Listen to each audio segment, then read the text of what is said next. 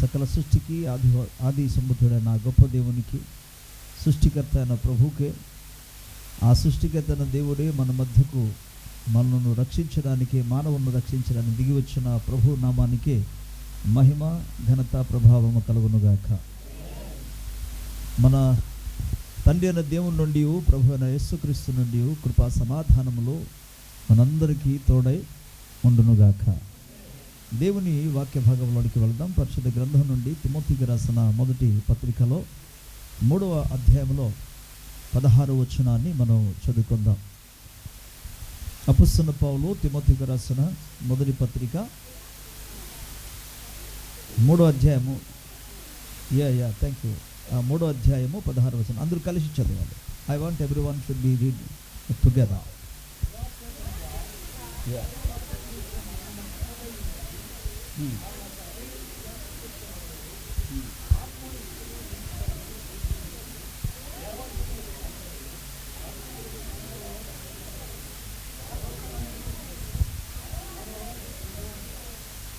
ఆమేన్. Okay, ప్రభుకు స్తోత్రం. చిన్న ప్రార్థన, అందరి తాళ వంచి కళ్ళు మూసుకుందాం. ప్రేమ కలిగిన మా తండ్రి, మీ ఘనమైన గొప్ప నామానికి మేము కృతజ్ఞతాస్తుతులు, స్తోత్రాలు, వందనాలు మేము చెల్లిస్తున్నాం ప్రభు. అల్పడను నీ పాదధూళిని తండ్రి, నీ దాసుని నీ అందు మీరు మరుగుపరిచి అభిషేకించిన ఆయన, బలపరిచిన ఆయన మీరు మాట్లాడమని ప్రార్థిస్తున్నాం. నీ ఆత్మ సహాయమును కోరి నీ కృప మీద ఆధారపడి యేసు ప్రభు నామములో అడిగి పొందుచున్నాము తండ్రి. ఆమేన్. హల్లెలూయా. మరోసారి ప్రభు నామాన్ని స్తుతిస్తూ కూడి వచ్చిన మీ అందరికీ కూడా యేసు ప్రభు నామములో నాకు వందనాలు, మీ అందరికీ నాకు క్రిస్మస్ శుభములు తెలియజేస్తున్నాను. ప్రభు మేము దీవించునుగాక. అలాగే ఇరుగు పొరుగు వారు కూడా కొంతమంది వచ్చున్నారు, వీరు బంధువులు వచ్చారు, వారిని కూడా యేసు ప్రభు నామములో మీకు కూడా వందనాలు తెలియజేస్తున్నానండి. ప్రభు మిమ్మల్ని దీవించునుగాక. ఈరోజు కొరకు ఏర్పాటు చేయబడిన దైవ వాక్య భాగంలో ఈ యొక్క తిమోతికి రాసిన మొదటి పత్రిక 3వ అధ్యాయము 16వ వచనములో నిరాక్షేపము అనే పదం వాడాను. నిరాక్షేపము అనే పదానికి అర్థం ఏంటంటే ఆక్షేపణ చేయడం. నిరాక్షేపణం అనే పదానికి అర్థం ఏంటంటే ఆక్షేపణ అనే పదానికి అర్థం ఏంటంటే ఒక మీద తప్పు మోపడం, లేదా పలానా నువ్వు చెప్తున్నది కరెక్ట్ కాదు అని చెప్పడం, ఏదో సంథింగ్ రాంగ్ ఉందని చెప్పడం, దాన్ని ఆక్షేపణ చేయడం అంట. బట్ నిరాక్షేపముగా అనే పదాన్ని వాడాను అంటే ఎటువంటి తప్పు పట్టడానికి వీలు లేదు. ప్రభుకి స్తోత్రం చెప్పాలి. ఎవరు కూడా ఇక్కడ ఇలాగుందండి తప్పు పట్టడానికి వీలు లేకుండా లేఖనాలు పరిశీలన చేసుకొని చెప్తున్న మాట ఏంటంటే నిరాక్షేపముగా దైవ భక్తిని గుర్చిన యొక్క మర్మము గొప్పదై ఉన్నది. ప్రభువును సేవించుట కానీ, ప్రభువును ఆరాధన చేయడం కానీ, దైవభక్తి అనేది అది ఒక మర్మముతో కూడినది. అది కేవలం పై రూపములో పైకి జరిగిన విషయము కాదు. చాలామంది భక్తి అన్న వెంటనే శారీరకంగా దేహశుద్ధి చేసుకొని, మంచి వస్త్రాలు ధరించుకొని దేవుని మందిరానికి వెళ్ళడమే భక్తి అని అనుకుంటున్నారు. కానీ భక్తికి ఒక మర్మం ఉన్నదని ఇక్కడ తెలియజేస్తున్నాడు. నిజానికి మనిషికి కావాల్సింది పై వస్త్రాల కంటే, ఎందుకంటే దేవుడు పై రూపమును లక్ష్యము చేసే దేవుడు కాడు. నువ్వు ఎటువంటి వస్త్రాన్ని ధరించుకున్నావో, ఎలాంటి రూపమును కలిగి ఉన్నావో, నీ ముఖం మీద ఏమేమి రాసుకున్నావో ఇవన్నీ దేవుడు చూడడు. నీ ఎత్తు చూడడు, నీ రంగు చూడడు దేవుడు. నీకున్న నైపుణ్యత కూడా దేవుడు చూడడు. ఆయన ఏం చూస్తాడు తెలుసా? హృదయాన్ని చూస్తాడు. లేఖనం చెప్తుంది ఆయన అంతరంగమును పరిశీలన చేయగలిగిన దేవుడు. అంతరంగముల స్థితిగతులను కూడా తెలుసుకొని మాట్లాడగలిగిన గొప్ప దేవుడు ఆయన. అందుకు ఎవరైతే అంతరంగములో దేవునికి ఇష్టలుగా జీవిస్తారో అది నిజమైన భక్తి. ఈ భక్తి మానవుడు ఏమాత్రం కూడా దేవునితో ఆ విధంగా భక్తి కలిగి జీవించడానికి, దేవునికి ఇష్టమైన భక్తిగా జీవించడానికి అవకాశం లేదు.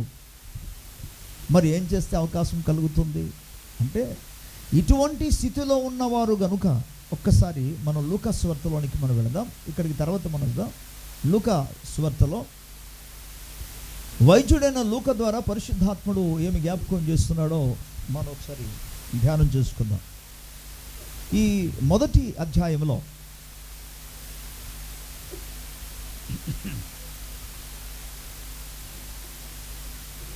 మొదటి అధ్యాయంలో 68వ వచనం నుండి రాయబడి ఉంది. బట్ అవన్నీ జస్ట్ చదివేసి మనం వెళ్ళిపోదాం. నేను చదువుతాను, మీరు శ్రద్ధగా వినండి. ప్రభు అయిన ఇశ్రాయేలు దేవుణ్ణి స్తుతింపబడునుగాక. ఆయన తన ప్రజలకు దర్శనమిచ్చి వారికి విమోచనము కలుగజేసెను.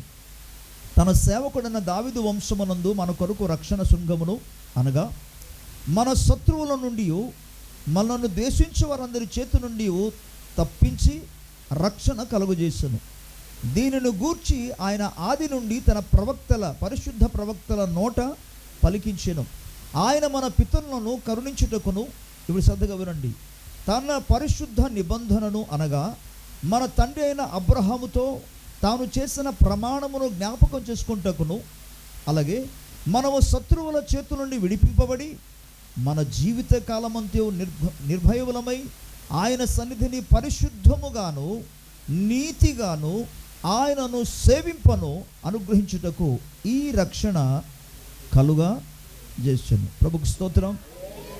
హల్లెలూయా.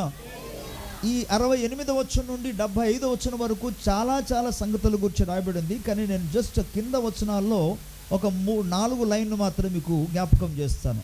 మనము శత్రువుల చేతుల నుండి విడిపింపబడి మన జీవిత కాలమంతయు నిర్భయములమై ఆయన సన్నిధిని పరిశుద్ధముగాను, రెండోదిగా నీతిగాను ఆయనను సేవించున్నట్లు అన్నారు. ప్రభుకు స్తోత్రం. మొదటిది, ఆయనను పరిశుద్ధముగా సేవించాలి. పరిశుద్ధమైన భక్తి కలిగి ఉండాలి. రెండోదిగా నీ యొక్క భక్తి నీతి కలిగి ఉండాలి. అయితే ఒక్కసారి మనం పరిశీలన చేసుకుంటే, ఏ మానవుడు దేవుని సముఖంలో పరిశుద్ధంగా ఉన్నాడు? ఏ మనిషి దేవుని దగ్గర నీతి కలిగి జీవిస్తున్నాడు? ఎవరి దృష్టికి వారి భక్తులే, ఎవరి దృష్టికి వాళ్ళు పరిశుద్ధులే, ఎవరి దృష్టికి వాళ్ళు నీతిమంతులు. కానీ నీవు భక్తిపరుడుగా కానీ పరిశుద్ధుడుగా కానీ నీతిమంతుడుగా ఎంచబడాలి. ఎవరి దృష్టిలో అంటే దేవుని దృష్టిలో, ఆయన స్టాండర్డ్లో, ఆయన కొలతలో నువ్వు భక్తి కలిగి ఉండాలి. ఆయన కొలతలో నువ్వు పరిశుద్ధత కలిగి ఉండాలి. ఆయన కొలతలో నువ్వు నీతి కలిగి ఉండాలి. ఈ కొలత కానీ, ఈ భక్తి కానీ, ఈ యొక్క పరిశుద్ధత కానీ ఏ మానవునిలో అసలు లేనే లేదు. మరి ఏం జరుగుతుంది? ఏం చెప్పబోతున్నారు పాస్టర్ గారు అంటే, మనుషులందరి గురించి ఈ రోమపత్రికలో మాట్లాడుతూ 3వ అధ్యాయంలో 3వ వచనం నుండి కింద చాలా విషయం రాబడింది. అక్కడ ఏమంటే, నీతిమంతుడు లేడు, ఒకడును లేడు. అందరూ చేస్తున్న పని ఏంటంటే, తమకు ఇష్టం వచ్చిన మార్గములో నడుస్తూ దేవునికి విరోధ పనులు చేస్తూ సత్యము నుండి వారు తొలగిపోయి ఉన్నారు. దేవుని దృష్టికి వారు దోషులుగాను, అపరాధులుగాను, పాపులుగాను ఎంచబడుతున్నారు. అందుకే ఏ భేదము లేదు. 23వ వచనం అంటాడు, ఏ భేదము లేదు, అందరూ పాపము చేసి దేవుడు అనుగ్రహించే మహిమను. మరి ఇలా ఉంటుండగా మనిషి ఏ విధంగా దేవునికి నిజమైన భక్తి కలిగి, నిజమైన పరిశుద్ధత కలిగి ఎలాగో సేవించగలడు? ఇది మానవుని వల్ల జరిగేది కాదు. అందుకే దేవుని యొక్క లేఖన భాగంలో ఈ క్రిస్మస్ సందర్భాల్లో లేఖనాలు చాలా ఉన్నా దీనికి సంబంధించి ఒక మాట మీకు జ్ఞాపకం చేయాలనుకుంటున్నాను. అదేమనగా, పరిశుద్ధ గ్రంథమందు యోహాను రాసిన మొదటి పత్రిక 3వ అధ్యాయము 8వ వచనములో మనం చూస్తే, అపవాది మొదటి నుండి పాపము చేయుచున్నాడు. పాపము చేయు ప్రతివాడును అపవాది సంబంధి. అపవాది క్రియలను లేదా కార్యమును లయపరచడానికి దేవుని కుమారుడు ప్రత్యక్షమాయెను. హల్లెలూయా. యేసు ప్రభువారు భూలోకానికి ఎందుకు వచ్చారు? ఆయన వచ్చినందుకు కదా క్రిస్మస్ మనం చేసుకుంటున్నాం. కానీ ఆయన ఎందుకు వచ్చారు? ఆయన ఇక్కడ దేవుని లేఖన భాగంలో ఒక విషయం మనం జ్ఞాపకం చేస్తున్నాం. ఏంటంటే, అపవాది యొక్క కార్యములను అందరూ చెప్పాలి. అపవాది కార్యాలు. సో ఏంటి అపవాది కార్యం? ఏంటి? ఎవరికో ఇబ్బంది పెట్టడం అదా? అది కాదు అపవాది కార్యం. అపవాదిక కార్యం మూలం అన్నది ఆ 8వ వచనంలో మొదటి లైన్లోనే స్పష్టంగా చెప్పాడు. అపవాది మొదటి నుండి పాపము చేయుచున్నాడు. పాపము చేయు ప్రతివాడును అపవాది సంబంధి అంటూ ఇప్పుడేమన్నాడు? అపవాది క్రియలను లయపరచడానికే అన్నాడు. సో అపవాది క్రియ అనగా ఏంటి? అపవాది క్రియ అంటే పాపము అని అర్థం. పాపాన్ని లయపరిచినప్పుడు, పాపాన్ని కొట్టివేసినప్పుడు, పాపమును తుడిచివేసినప్పుడు, పాపమును తీసివేసినప్పుడు ఒక మనిషి నీతిమంతుడిగా తీర్చబడతాడు. ఒక వ్యక్తి పరిశుద్ధుడిగా ఎంచబడతాడు. దేవుని స్తోత్రం. నేను మరలా మళ్ళీ చెప్తున్నాను, మనిషి తన దృష్టికి తాను నేను పరిశుద్ధుడను, నీతిమంతుడను, భక్తిపరుడని చెప్పుకోవడం కాదు. నీ మట్టుకు నువ్వు చెప్పుకోండి సరిపోదు. దానికి ఎగ్జాంపుల్గా చాలా సందర్భాలు జ్ఞాపకం చేస్తాను, ఇప్పుడు కూడా చెప్తాను. స్కూల్లో పిల్లలకి ఎగ్జామ్ జరుగుతున్నప్పుడు తల్లిదండ్రులు అడుగుతారు, రే నాన్న సరిగ్గా బాగానే రాసావా ఎగ్జాము? ఏమంటారు? కానీ అసలు బాగా రాశారా లేదా అంటే తన దృష్టిగా తాను అనుకుంటాను బాగా రాశానని. తల్లిదండ్రులు కూడా పిల్లడు బాగానే రాశారని అనుకుంటారు. కానీ నిజంగా అసలు రిజల్ట్ నువ్వు నిజంగా బాగానే రాసావు లేదని ఎప్పుడు తెలుస్తుంది? రిజల్ట్ చెప్తాడు. అంటే నీ నోటితో చెప్పేస్తే అది సరిపోదు నాయన. ఎవరు చెప్పాలి?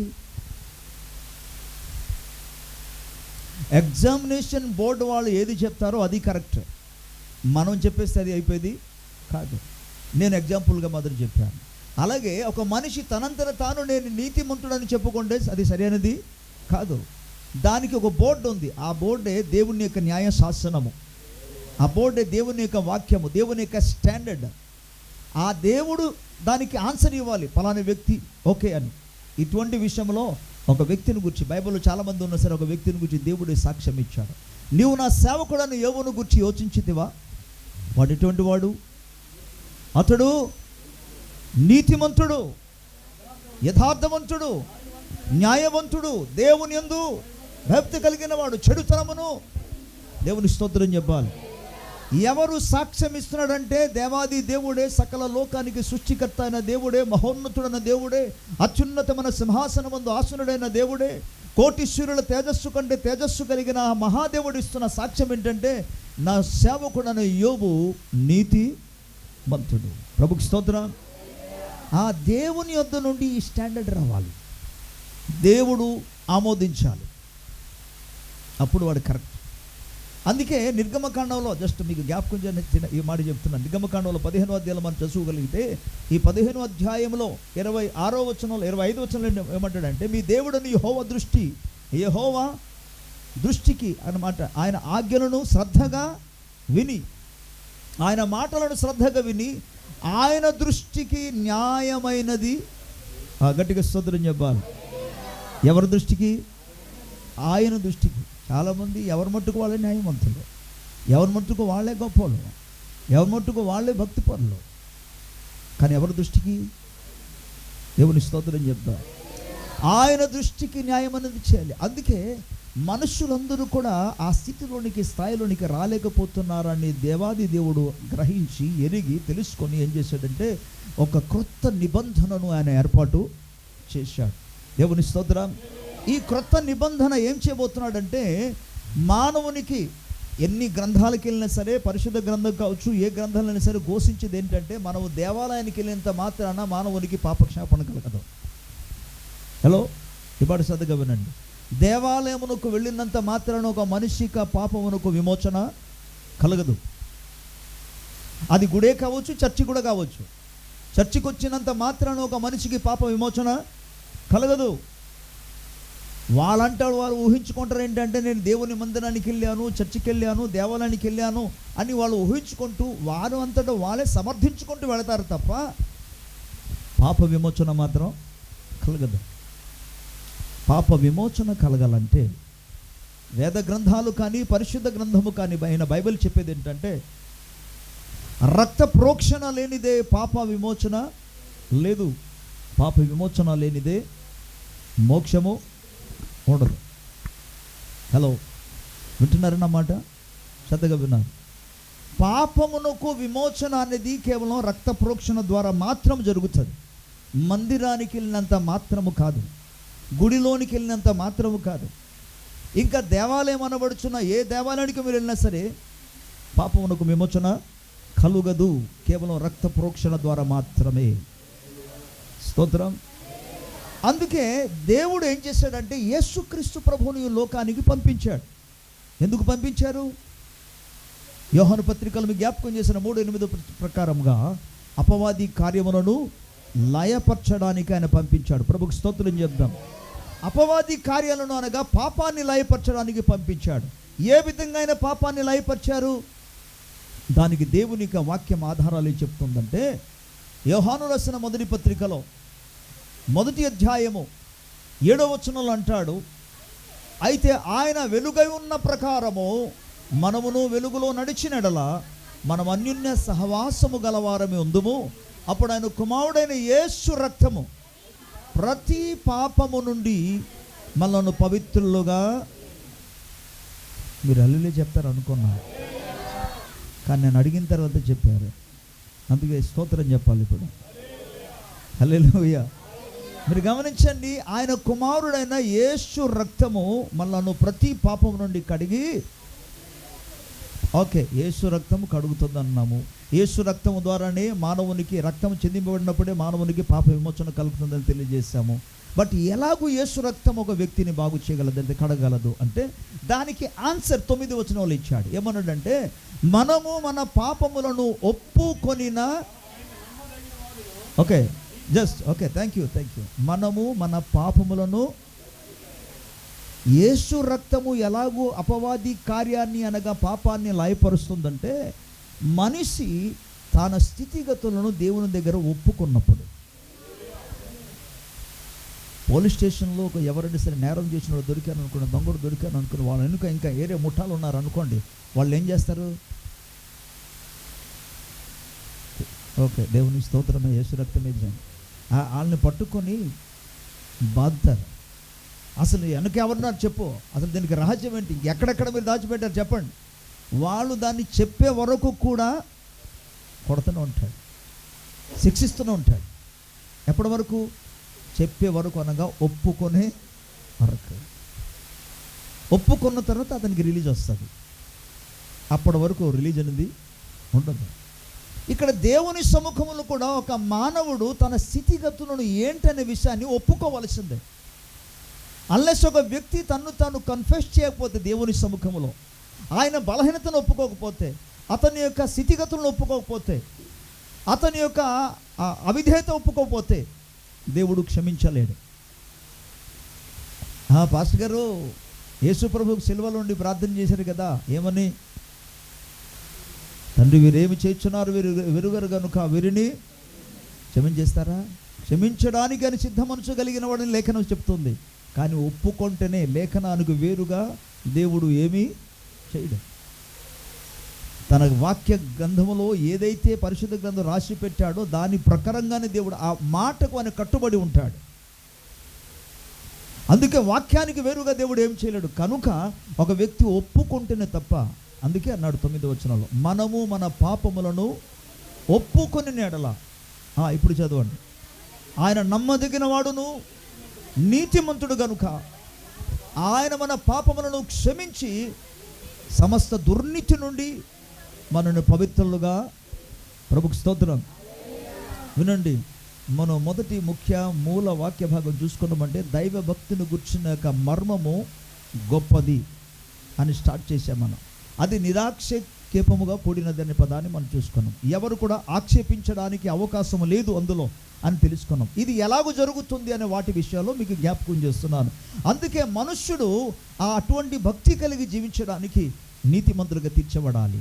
దేవునికి ఇష్టమైన భక్తి కలిగి జీవించడానికి పరిశుద్ధుడుగా తీర్చబడాలి. అది నీతిమంతులుగా తీర్చబడి భక్తులుగా తీర్చబడడానికే యేసు ప్రభు తన కల్వరి శిలువలో రక్తాన్ని కార్చాడు. ఆ రక్తము ద్వారానే మానవునికి విమోచన అనేది. ప్రభుకి స్తోత్రం. హల్లెలూయా. Until a man comes to the Lord and confesses his weaknesses, confesses his iniquities and confesses his sins, God cannot forgive that person. Though he is ready to forgive, ఆయన క్షమించడానికి సిద్ధముగా ఉన్నా అడిగితేనే తప్ప. ఎందుకంటే this is the law of God, this is the order of God, this is the order of the Kingdom of God. దేవుని యొక్క రాజ్య నియమం అది. తిమోతి పత్రికలో అందుకే రాస్తూ మరో పదాన్ని వాడాడు, మనము నమ్మదగని వారమైనను ఆయన అంటూ ఏమన్నాడు చూడండి. అక్కడ నెక్స్ట్ పదం ఏమన్నాడు చూడండి. తిమోతికి రాసిన పత్రికలో, ప్రభుకు స్తోత్రం, కమాన్, దేవుని స్తోత్రం. హల్లెలూయా. తిమోతికి రాసిన 2వ పత్రిక, ఓకే, 2వ అధ్యాయం 13వ వచనం. మనము నమ్మదగిన కాదు, మనము నమ్మదగని వారమేనను ఆయన నమ్మదగిన వాడు గనుక తన స్వభావమునకు ఈ మాట శ్రద్ధగా వినండి. తన స్వభావమునకు వేరుగా ఆయన ఏమియు, తన స్వభావమునకు విరోధముగా అంటే తన మాటకు విరోధముగా, తన వాక్యమునకు విరోధముగా, తన యొక్క వాగ్దానమునకు విరోధముగా, తన యొక్క స్వభావానికి వ్యతిరేకముగా ఆయన ఏమీ చేయడు. అంటే ఆయన స్వభావం ఏంటి? క్షమించడానికి సిద్ధ మనసు కలిగిన దేవుడు. బట్ ఎప్పుడు క్షమిస్తారు? మనిషి దేవుని సముఖంలో ఒప్పుకోవాలి. అలాగున మానవుణ్ణి వారి జీవితం నుండి పరిపూర్ణంగా తన రక్తము చేత అపవాది కార్యములను లాయపరిచి నీతిమంతులుగా తీర్చి ఆ నీతి కలిగి భక్తి కలిగి ప్రభువును సేవించాలనేదే దేవుని యొక్క ముఖ్య ఉద్దేశం. స్తోత్రం. అందులో భాగంగానే మానవుడు తరతరాల నుండి, సంవత్సరాల నుండి, వందల సంవత్సరాల నుండి ప్రభువును వెతుకుతున్నామని చెప్పుకుంటూ, ప్రభు దగ్గరికి వస్తున్నామని చెప్పుకుంటూ, ప్రభువుని నేను ఆరాధిస్తున్నానని చెప్పుకుంటూ అక్కడ దగ్గర వరకు వచ్చి మార్గము తప్పిపోయారు. ఎందుకంటే సత్యము నుండి వేరుగా వాళ్ళు వెతుకుతున్నారు కాబట్టి. అందుకే ప్రభు అన్నాడు, రే బాబు, మీరు వెతుకుచున్న మార్గం నేనే, మీరు వెతుకుచున్న ఆ వెలుగు నేనే, మీరు వెతుకుచున్న ఆ జీవ మార్గము నేనే. ప్రభుకు స్తోత్రం. హల్లెలూయా, హల్లెలూయా. సో దైవ వాక్యములో మరలా మన తిమోతి పత్రికలోనికి వెళ్ళిపోతే అక్కడ ఆయన మాట్లాడుచామనంటే నిరాక్షేపముగా దైవభక్తిని కూర్చున్నాక మర్మము గొప్పదే ఉన్నది. తర్వాత ఏమంటే ఆయన సశరీరుడుగా ప్రత్యక్షమాయెను. స్తోత్రం చెప్పాలి. యేసుక్రీస్తు ప్రభువు సత్శరీరుడుగా అంటే శరీరములో ఆయన ప్రత్యక్షమయ్యాడు. చాలామందికి ఉన్న ఒక క్వశ్చన్ ఏంటంటే, యేసు ప్రభు ఎప్పుడు వచ్చారు? ఎప్పుడు వచ్చారు? మీకు కూడా తెలియదేంటి? 2000 సంవత్సరాల క్రితం వచ్చారు. కానీ ఇప్పుడు కొత్తగా 2000 సంవత్సరాలకు వచ్చిన వాళ్ళ గురించి మీరు మాట్లాడితే ఎలాగా? అతనికంటే కూడా ముందు ఉన్న వాళ్ళు ఉన్నారు కదా. కానీ యేసు ప్రభువుని గురించి చెప్పబడిన మాట ఏంటంటే, మీరు అనుకున్నట్టుగా, జనాలందరూ అనుకున్నట్టుగా, మన దేశస్తులు కూడా అనుకున్నట్టుగా ఆయన ముందుగానే ఉన్నవాడు. ఆయన మీకా గ్రంథంలో 5వ అధ్యాయం 2వ వచనంలో ఏమంటాడంటే, ఆయన పురాతన కాలము మొదలుకొని శాశ్వత కాలం వరకు ప్రత్యక్ష మగుచు, ఇక్కడ ప్రజెంట్ కంటిన్యూ టెన్స్ చూస్తాం. అక్కడ ప్రత్యక్షం అగుచు ఉండేది. ప్రత్యక్షం ఆయను కాదు. ప్రత్యక్షం అంటే ఎప్పుడెప్పుడు నుండి ఆయన ప్రత్యక్షం అవుతున్నారు? పురాతన కాలము మొదలుకొని, పూర్వకాలము మొదలుకొని యేసు ప్రభు వారు ప్రత్యక్షం అవుతూ అవుతూ అవుతూ అవుతూ ఆయా దేశాల్లో, ఆయా ప్రాంతాల్లో, ఆయా పట్టణాల్లో, ఆయా జనులకు, ఆయా తరములలో ఆయన ప్రత్యక్షం అవుతూ అవుతూ అవుతూ వచ్చి చివరికి 2000 సంవత్సరాల క్రితం మనుష్య రూపములో ఫిలిప్పీ పత్రిక రాయబడిన ప్రకారంగా దాసుని రూపమును ధరించుకొని ఆయన ఒక మనిషిగా పోలికలో భూలోకానికి వచ్చాడు. దేవునికి స్తోత్రం. మనిషి రూపముగా వచ్చింది, లేదా మనిషి అవతారంలో వచ్చింది 2000 సంవత్సరాల క్రితం. కానీ మనిషి అవతారంగా రాకమునిపే ఆదియందు అని ఉన్న దేవుడు ఆయన. అందుకే వాక్యం సెలవిస్తుంది, ఆదియందు వాక్యం ఉండెను, వాక్యము దేవుని వద్ద ఉండెను, ఆ వాక్యమే అంటే యేసే వాక్యం అనగా దేవుడు.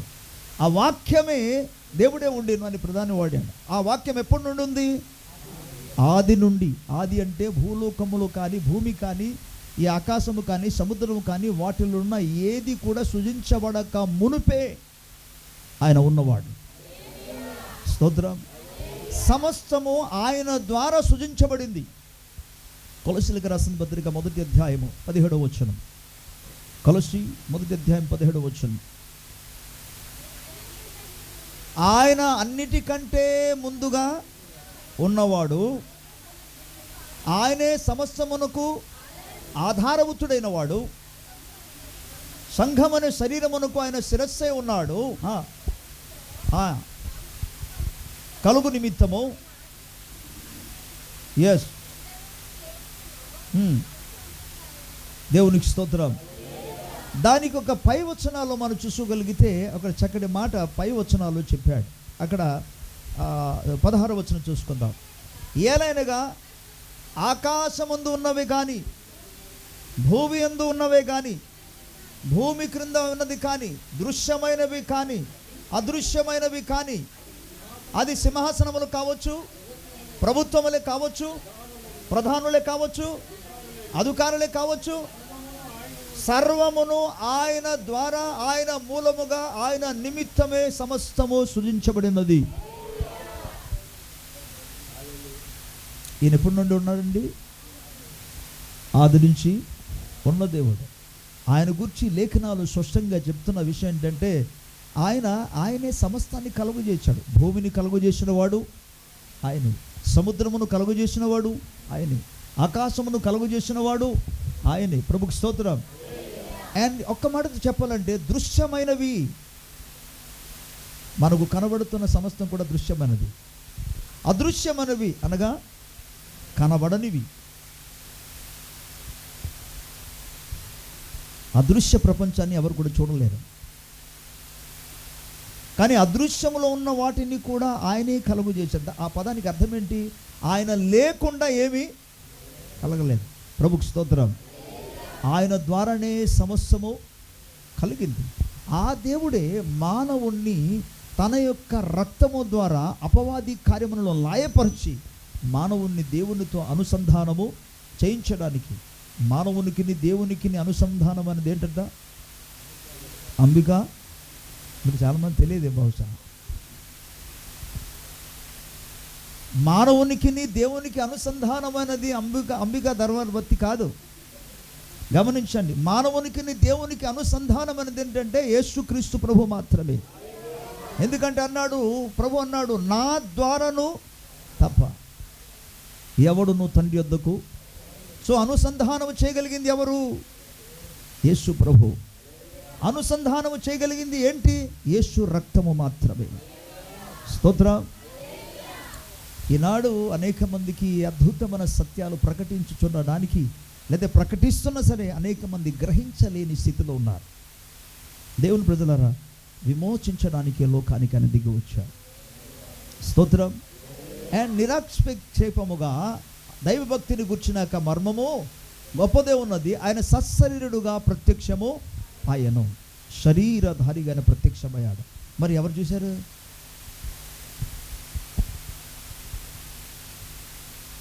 ఎవరు చెప్తే నమ్ముతారు?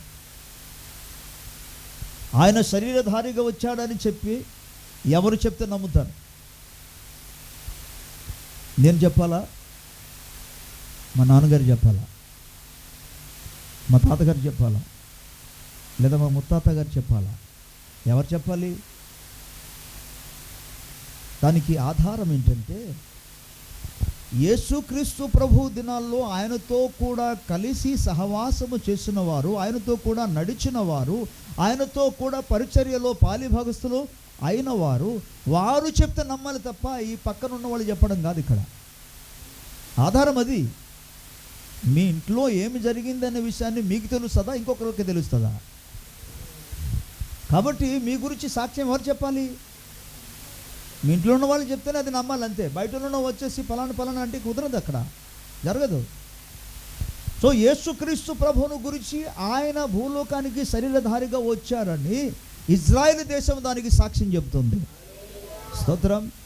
యేసు ప్రభువారు శరీరధారిగా భూలోకానికి దిగి వచ్చాడని బెత్లెహేము అనే పట్టణం, ఒకప్పుడు అది కుగ్రామము, ఇప్పుడు పట్టణం, అది బెత్లెహేము అనే పట్టణం సాక్ష్యం ఇస్తుంది. దేవుని కృప వలన నేను కూడా యెరూషలేములో అనగా ఇజ్రాయెల్ దేశంలో బెత్లెహేము అనే ప్రాంతానికి వెళ్ళాను. యేసు ప్రభు పుట్టిన స్థలాన్ని చూసి వచ్చా. అబద్ధం కాదు ఇవన్నీ కూడా. యేసుక్రీస్తు ప్రభు ఆయన ఎక్కడ ఎటువంటి బైబిల్ గ్రంథంలో మనకు ఎన్ని ఆధారాలు ఉన్నాయో, ఆయన ఏమేమి చేశాడని ఆధారాలు ఉన్నాయో అన్ని స్థలాన్ని కూడా ఇంచుమించు వెళ్ళి చూసి రావడానికి దేవుడు కృప ఇచ్చాడు. కాబట్టి నేను కేవలం వినటం వలన మాత్రం చెప్పటం లేదు. నేను నా కన్నులారా చూసిన వాటికి కూడా మీకు సాక్ష్యం ఇస్తున్నా. స్తోత్రం. యేసుక్రీస్తు ప్రభువారు శిలువలో బలియాగము చేయబడిన ఆ స్థలాన్ని దగ్గరికి కూడా వెళ్ళాను. యేసు ప్రభువారు మరణాన్ని జయించి తిరిగి లేచిన ఆరోహణమైన స్థలాన్ని కూడా చూశాను. చూడమని కాదు, నా చేతులారా తాకాను కూడా. ప్రభుకు స్తోత్రం. అండ్ యేసు ప్రభు మరణాన్ని జయించి లేచిన తర్వాత వినండి శ్రద్ధగా, ఇది ఎక్కడో ఒక స్థలాలు ఊహించుకొని కల్పన కదా చెప్పింది కాదు. యేసు ప్రభు వారు మరణాన్ని జయించి తిరిగి లేచి ఆరోహణం అవుతున్నప్పుడు సుమారుగా, వినండి జాగ్రత్తగా, సుమారుగా 500 మంది కంటే ఎక్కువ మంది యేసు ప్రభువును చూశారు. అంటే ఎంతమంది సాక్షి? ఇప్పుడు పరిశుద్ధ గ్రంథంలో కానీ ఇతర దేంట్లో అయినా సరే 2-3 సాక్షులు ఉంటే చాలు. కానీ యేసు ప్రభు విషయంలో వందల మంది సాక్షులు ఉన్నారు. స్తోత్రం. అసలు ఇవన్నీ మీకు చెప్పడానికి కారణం ఏంటంటే, ఆయన మానవుణ్ణి రక్షించడానికి లోకాన్ని దిగి వచ్చాడు కనుక ఆయనకు యేసు అని అది లేఖనం చెప్తుంది. ఆయన సశరీరుడుగా ప్రత్యక్షమయ్యాడు, శరీరధారిగానే దిగి వచ్చాడు. దేవుని స్తోత్రం. మనిషిని పై రూపంలో అంటే పైన ఎతికితే దేవుడు దొరకడం. దేవుని లేఖనంలోనే ఒక మాట రాబడింది, మీరు నన్ను శ్రద్ధగా వెతకిన ఎడల నన్ను కనుగొందురు. ధర్మశాస్త్ర ఉపదేశకులు కానీ పరిశీలనలు కానీ ఈవెన్ యూదులు కూడా చాలామంది ధర్మశాస్త్రాన్ని పరిశీలన చేస్తూ వచ్చారు. కానీ వారు పైన లేఖనాన్ని పరిశీలన చేశారు.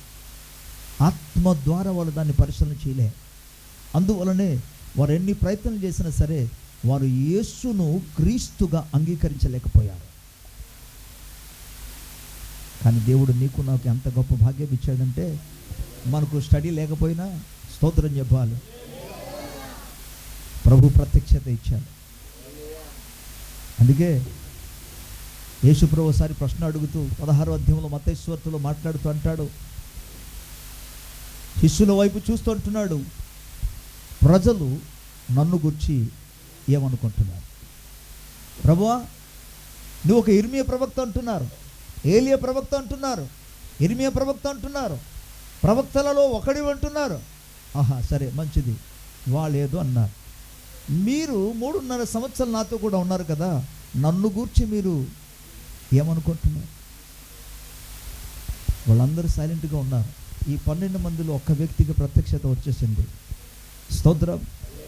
యేసు ప్రభును గుర్చిన ప్రత్యక్షత అతనికి వచ్చిన వెంటనే అంటాడు, ప్రభువా, నీవు ఆ సిమోను పేతురు, నీవు సజీవుడగు దేవుని కుమారుడవైన దేవుని స్తోత్రం చెప్పు. Who is Jesus? Jesus is the Son of God. He is the Son of the living God. ఆయన సజీవుడగు దేవుని. మీరు గమనించండి, యేసు ప్రభు ఆ రోజు గొప్ప సంతోషించారు. ఆ దేశంలో ఉన్న యూదులలో కానీ ఇజ్రాయేల్ ప్రజల్లో కానీ యేసు దేవుని కుమారుడని కాకుండా కేవలం ఆయన వడ్రంగి ఫ్యామిలీలో పుట్టినవాడు, ఆయన కేవలం మరియ కుమారుడు లేదా యోసేపు కుటుంబానికి సంబంధించిన వాడు అని వాళ్ళు అనుకుంటున్నారు. కానీ ఒక వ్యక్తికి, చదువు సంధ్య లేని ఒక వ్యక్తికి, ధర్మశాస్త్రంలో ఎటువంటి జ్ఞానం లేని ఒక వ్యక్తికి దేవుడు తన మనోనేత్రాన్ని వెలిగింపచేసి ప్రత్యక్షత ఇస్తే ప్రభుకు స్తోత్రం. ఆయన అంటున్నాడు, ప్రభువా, నీవు కేవలం నజరేతుకు సంబంధించిన మరియ కుమారుడవు కావు, కానీ సజీవుడగు దేవుని కుమారుడైన క్రీస్తు నీవు. హల్లెలూయా. విని వెంటనే యేసు ప్రభు సంతోషిస్తూ ఆనందిస్తున్నాడు. ఓ సీమోను బరియోనా, నీవు ధన్యుడవయ్యా, ఎందుకంటే ఈ ప్రత్యక్షత నీకు నరులు ఇవ్వలేదు, రక్త మాంసం అసలు ఏమాత్రం ఇవ్వదు. రక్త మాంసంలో ఎవరైతే ఎదగడానికి ప్రయత్నం చేస్తారో ఎతకడానికి దేవుని ప్రత్యక్షత పొందుకోరు. నువ్వు ధన్యుడవు. పరలోకమందు నా తండ్రియే ఈ సంగతి నీకు బయలుపరిచెను. గట్టిగా స్తోత్రం చెప్పాలి. ఎవరు బయలుపరిచారు? ఏమని వినండి, పరలోకమందున్న దేవాది దేవుడు ప్రత్యక్షపరిస్తేనే తప్ప ఒక వ్యక్తి యేసు క్రీస్తు ప్రభు అని తెలుసుకోలేడు. అసలు మీరు అతనికి ఎన్నిసార్లు చెప్పండి వాళ్ళకి అర్థం కాదు. ఎవరు ప్రత్యక్షపరచాలి? మరి వెతికితే కదా, మొర పెడితే కదా ప్రభు ప్రత్యక్షత ఇస్తాడు. అని శ్రద్ధగా వెతికితే కదా. ప్రభుకు స్తోత్రం. ప్రభువును మనం ఎలాగ వెతకాలి తెలుసా? మత్తయి సువార్త 13వ అధ్యాయంలో చాలా ఉపమానాలు ప్రభు చెప్పాడు. అందులో ఒకటి రెండు ఉపమానాలు చెప్తాను. అన్న వివరించను, జస్ట్ ఉన్నది ఉన్నట్టుగానే చెప్పేస్తాను. అది ప్రభుకి స్తోత్రం. ఒక ఆయన జస్ట్ విలువైన వస్తువులు ఎక్కడ ఉన్నదని చెప్పేసి, ధన సంపద ఎక్కడ ఉందని చెప్పేసి, వెండి బంగారం కంటే కూడా శ్రేష్టమైనది ఎక్కడ ఉందని చెప్పేసి వెతుకుతూ వెళ్ళాడట. ఆయన వెతుకుతూ వెళితే ఒక పొలంలో కనబడింది. ప్రభుకి స్తోత్రం. ఆ పొలంలో కనబడిన వెంటనే ఆయన ఏం చేశాడు తెలుసా? పక్కనున్న వాడికి కానీ, కుడి పక్కన ఎడమ పక్కన ఎవడు పొరుగు వాడికి ఎవరికి కలుసుకోకుండా, ఎవరితో మాట్లాడకుండా, ఎవరికి చెప్పకుండా ముందు ఆయన చేసిన పని ఏంటి తెలుసా? ఇంటికి వెళ్ళిపోయాడు. ఇంటికి వెళ్ళిపోయి తన ఇంట్లో ఉన్న విలువైన ప్రతి వస్తువు అంతా అమ్మేశాడు. ఫస్ట్ ఇంట్లో ఉన్నవాడు అడుగుతున్నారు, ఏమైందండి నీకు? అసలు ఎందుకు ఈ ఫ్రిడ్జ్ ఇప్పుడే మొన్న కదా కొన్నాము, 35,000 వచ్చి ఇప్పుడు అమ్మేస్తున్నది ఏంటంటే, నువ్వు నోరు మూసుకో, నీకు తెలియదు. ఫ్రిడ్జ్ అమ్మేసిందా సరిపోయిందా కదా అన్నానికి. ఆ తర్వాత వాషింగ్ మిషన్కి వెళ్ళాడు. ఆ వాషింగ్ మిషన్ అమ్మేస్తున్నాడు. అదేంటండి ఇలాంటి పని చేస్తున్నా అంటే, నీకు తెలియదు నోర్మోయ్ అంటున్నాడు. ఇంట్లో ఉన్న వస్తువులన్నీ కూడా అమ్మేశాడు. వచ్చి ఎక్కడైతే ధననిధిని కనుగొన్నాడో ఆ పొలమును కొనుక్కున్నాడు. స్తోత్రం. దేవుడు ఎటువంటి వాడంటే, దాచబడిన ధననిధి కంటే కూడా శ్రేష్టమైన వాడైన. స్తోత్రం. దేవుణ్ణి ఎవరైతే ఆ రీతిగా ఎతుకుతారో వారికి మాత్రమే దొరుకుతారు. ఎవరైతే దేవుని అనేది వెతుకుతారో తనకు కలిగిన ఏ వస్తువు కూడా దేవుని సముఖంలో విలువ అనేదిగా ఉండదు. నా దేవుని సముఖంలో అవన్నీ కూడా నథింగ్ అంటారు. అందుకే అపోస్తలుడు పౌలు అంటాడు, నేను నా దేవుణ్ణి సంపాదించుకోవడానికి, పునరుత్థాన బలాన్ని సంపాదించుకోవడానికి, క్రీస్తుని ఎరగడానికి నాకు కలిగినదంతా కూడా నేను పెంటతో ఐ ఈజ్ నథింగ్. అసలు నా దేవుని సముఖంలో ఇవన్నీ కూడా ఏమి కాదు అన్నాడు. నా దేవుని విలువ ఎదుట ఇవన్నీ దేనికి పనికి రాదు అన్నాడు. ప్రభుకు స్తోత్రం. ఎప్పుడు దేవునిలో ఉన్నాక, దాచబడి ఉన్నాక, ధననిధి ఏంటో తెలుసుకున్న తర్వాత, హల్లెలూయా, ప్రభు కొరకు దేనినైనా త్యాగం చేయడానికి ముందుకు వస్తారు. ఇప్పుడు నా దేవుని కంటే ఇవన్నీ ఏమీ కాదు అన్నప్పుడు, ప్రభుకు స్తోత్రం. దేవుని ప్రజలారా, ఆయన ఇలాగూ రక్షించడానికి సత్శరీరుడుగా ప్రత్యక్షము ఆయన. రెండో భాగంలో చూస్తే ఆత్మ విషయములో నీతిమంతుడని తీర్పు పొందాడు. ఆత్మలో ఎటువంటి వాడు? యేసు ప్రభు. అందరూ చెప్పాలి.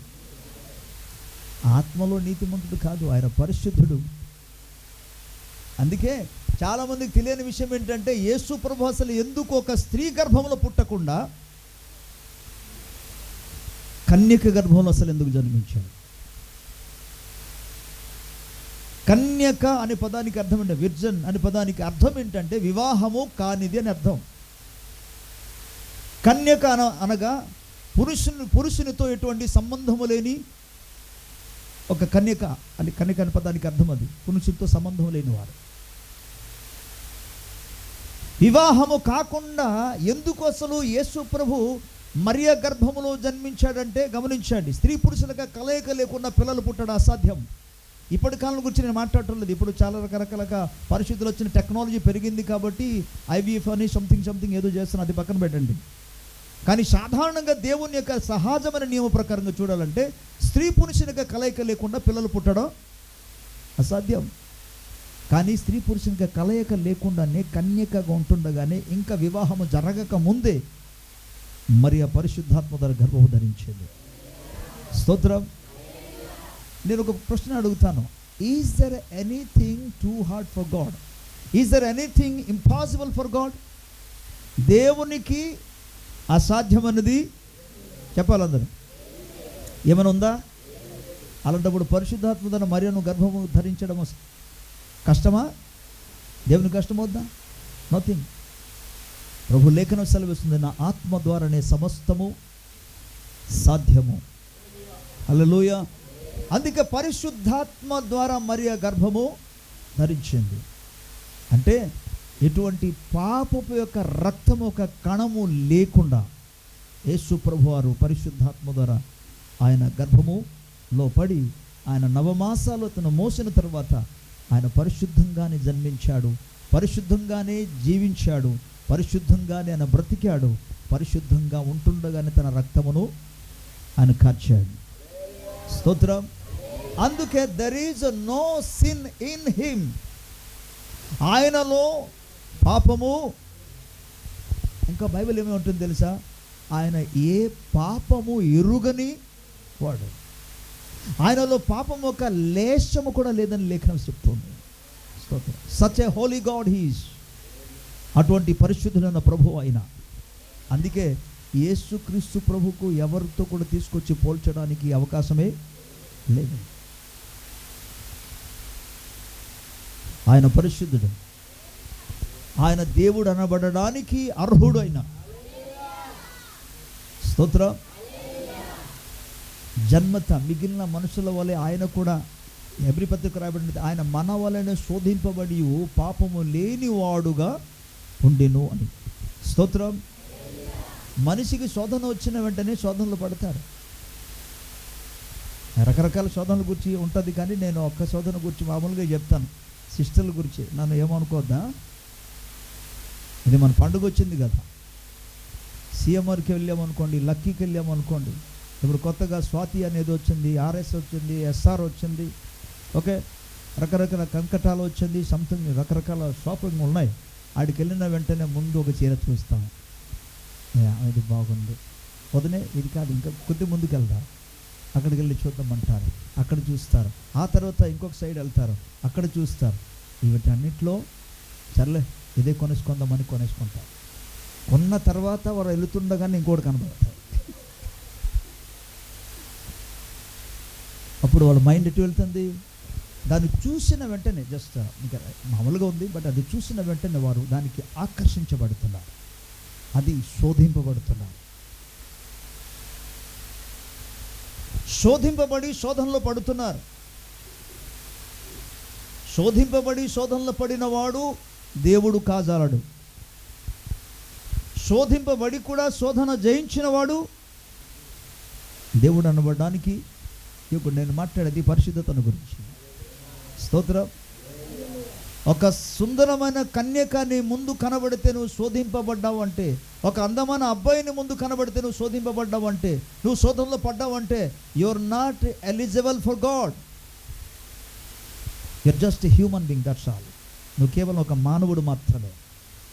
నీవు జయించినది మరొకరిని ఏం చేయగలవు. నేను ప్రకటిస్తున్న యేసు ప్రభువారు పాపాన్ని జయించిన వాడైనా, ఎన్ని రకాల శోధన వచ్చినా సరే శోధన జయించగలిగిన వాడైనా, శ్రమలను సహితము జయించగలిగిన వాడైనా, ఓకే, చివరికి వినండి, మరణాన్ని కూడా ఆయన జయించిన వాడు. స్తోత్రం. అపవాదిని జయించగలిగిన ఏకైక ప్రభు యేసుక్రీస్తు ప్రభు మాత్రమే. ఈ జయశీలుడు చెప్తున్న మాట ఏంటంటే, నా యొద్దకు రండి, నేను మీకు విశ్రాంతిని ఇస్తాను. I will give you the rest. మీ ప్రాణానికి విశ్రాంతి ఇస్తాను, మీ ఆత్మకు విశ్రాంతిని ఇస్తాను, మీ శరీరమునకు విశ్రాంతిని ఇస్తాను. ప్రభుకు స్తోత్రం. ప్రియులారా, యేసుక్రీస్తు ప్రభువు అందుకే నీతిమంతుడుగా ఆయన ప్రత్యక్షమయ్యాడు. ఆత్మలో నీతి కలిగిన వాడు, హృదయమందు నీతి కలిగిన, తలంపులలో నీతి కలిగిన వాడు, పరిశుద్ధత కలిగిన వాడు. స్తోత్రం. ఒక అద్భుతమైన ప్రకటన చేశారు. No one can give such kind of statement in the world, in the history also. చరిత్రలో ఒక వ్యక్తి కూడా ఇటువంటి స్టేట్మెంట్ ఇవ్వలేడు. ఆయన ఇచ్చిన స్టేట్మెంట్ తెలుసా? నాలో పాపం ఉన్నదని మీలో ఎవరు స్థాపించగలరు? Who can proof that there is a sin in me? Is the anyone who can proof? Is there anyone who can bring the evidence? ఎవడైనా సరే రుజువు తీసుకురాగలరా?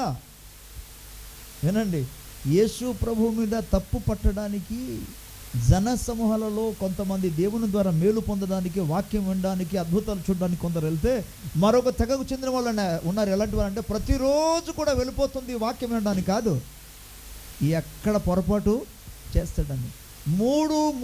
వినండి, 3.5 సంవత్సరాలు రమారమి, ఒక విధంగా చెప్పాలంటే 1200 రోజులు ప్రజలు యేసు ప్రభు మీదలో తప్పు చూడడానికి, నేరము చూడడానికి ప్రయత్నం చేసినా సరే వెతకలేకపోయారు, వాళ్ళు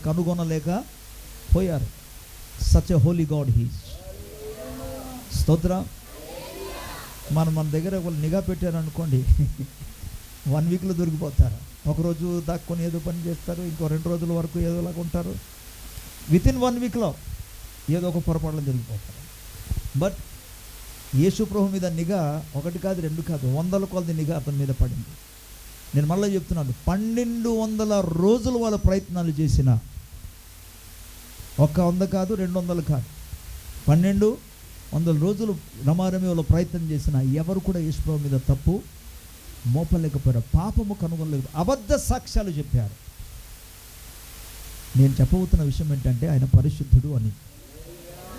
ఆ పరిశుద్ధమైన రక్తమే మానవునికి విమోచన ఇవ్వగలదు తప్ప కాలుష్యముతో కూడిన రక్తము, మలినమైపోయిన రక్తము ద్వారా మానవునికి ఎటువంటి విమోచన కలగదు. అందుకే అపవాది కార్యమును తన రక్తము ద్వారా లయపరిచి మానవుని నీతిమంతులుగా తీర్చి దేవునితో అనుసంధానము చేయగలిగిన ఏకైక మార్గము నజరేయుడైన యేసు.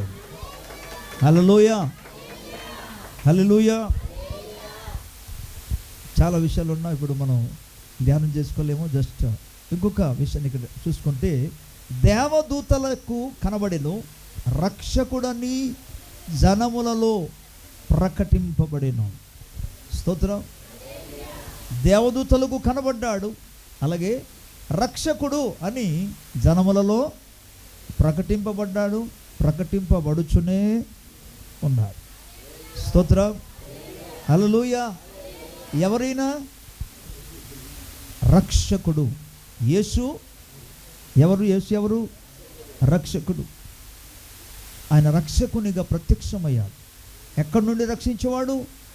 మానవుని యొక్క పాపం నుండి రక్షించేవాడు, మానవుని యొక్క శాపాల నుండి విమోచించేవాడు, మానవుని యొక్క దీన స్థితుల నుండి పైకి లేవనెత్తేవాడు. ఆయన శారీరకంగా ఫిజికల్గా ఉన్న అనారోగ్య వ్యాధి నుండి కూడా విడుదల చేయగలిగిన ప్రభు ఆయన. చివరికి మరణము నుండి ఆయన రక్షించగలిగిన దేవుడు. అండ్ ఫైనల్ ఎనిమీ అయిన నరకము నుండి ఆయన తప్పించగలిగిన ప్రభు ఆయన. అందుకే ఇది ప్రజలందరికీ కలగబో మహా సంతోషకరమైన స్తోత్రం. యూదులకు సంతోషకరమైన సువర్తమానం కాదు ఇది, ఇజ్రాయేలుకే సంతోషకరమైన వార్త కాదు ఇది, క్రైస్తవులకు సంతోషకరమైన వార్త కాదు ఇది. ఇది మనుషులు అందరికీ. నువ్వు మనిషి అయితే నీకు కూడా ఇది సంతోషకరమైన వార్త. Praise the lord. సో ప్రజలలో ఆయన రక్షకుడని జనములలో ప్రకటింపబడెను, లోకమందు నమ్మబడెను. ఎస్, అది దట్ ఈస్ ట్రూ అని నమ్మబడ్డాడు. నేను అందుకే బిగినింగ్లో ఇక్కడ ఏం చెప్పాడు? నిరాక్షేపముగా నమ్మబడ్డాడు ఆయన. Yes, he is the Lord, he is the saviour, he is the redeemer. ఆయన లోకములో ఆయన విమోచకుడని, ఆయన రక్షకుడని, హీ ఈజ్ ద డెలివరర్ అని, విమోచన విడుదలనిచ్చే దేవుడని ఆయన నమ్మబడ్డాడు. ఎందుకంటే అలా చేశాడు కనుక. స్తోత్రం, హల్లెలూయా. అండ్ ఫైనల్లీ మరణాన్ని జయించి ఆయన తిరిగి లేచిన తర్వాత ఆరోహణమై తేజోమయుడాయన. స్తోత్రం. ప్రియమైన దేవుని బిడ్డలారా, సహోదరి సోదరులారా, ప్రభు పేరిట మీకు తెలియజేసే విషయం ఏంటంటే, ప్రభు మన కోసమే దిగి వచ్చాడు. మానవులందరూ ఆయన ద్వారా నిత్య జీవం పొందుకోవాలని, ఆ నిత్య రాజ్య వారసులుగా ప్రతి ఒక్కరూ మారాలని, నరకములో నుండి తప్పించబడాలని ఆయన ప్రేమతో. అందుకే దేవుడు లోకమును ఎంతో ప్రేమించాడు. ప్రభు ప్రేమించాడు కాబట్టి ఈ లోకానికి యేసు ప్రభును పంపించాడు. యేసు ప్రభు మనందరి కొరకు ప్రేమించి తన ప్రాణాన్ని ఆయన ధారపోశాడు. తన రక్తము ద్వారా పాపమును ఆయన తుడిచివేశాడు, కొట్టివేశాడు. మనందరిని కూడా నీతిమంతులుగా తీర్చి దేవుని స్టాండర్డ్లో తగిన వ్యక్తిగా ఆయన మనల్ని నిలబెట్టాడు ఆయన.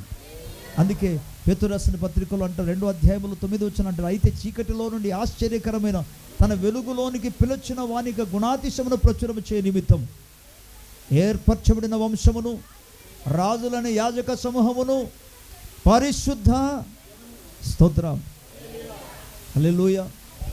చింపురు బట్ట వేసుకొని ఒక వ్యక్తి వెళ్ళి నిలబడి, నేనండి పీజీ చేశానండి అని అంటే నమ్ముతారా?